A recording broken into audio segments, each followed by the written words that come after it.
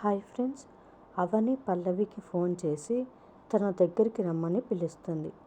సీతారాముల కళ్యాణం జరిపించమని బ్రతిమాలడానికి పిలుస్తుందేమో అని పల్లవి అనుకుంటుంది.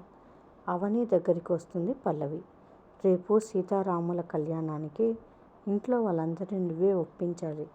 నువ్వే దగ్గర ఉండి మా చేత సీతారాముల కళ్యాణం జరిపించాలి అని అవని పల్లవికి చెబుతుంది.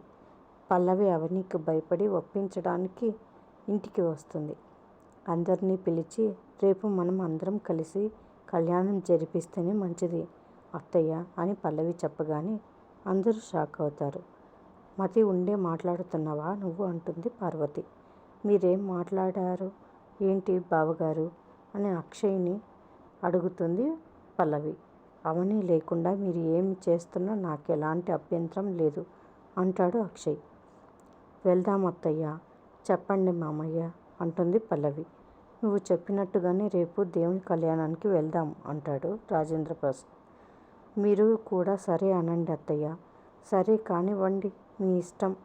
నా కూతురు చెప్పినట్టే కళ్యాణం జరిపిస్తున్నాను అని అవని సంతోషపడుతుంది. మరిన్ని అప్డేట్స్ కోసం ప్లీజ్ సబ్స్క్రైబ్ చేయండి. Thanks for watching.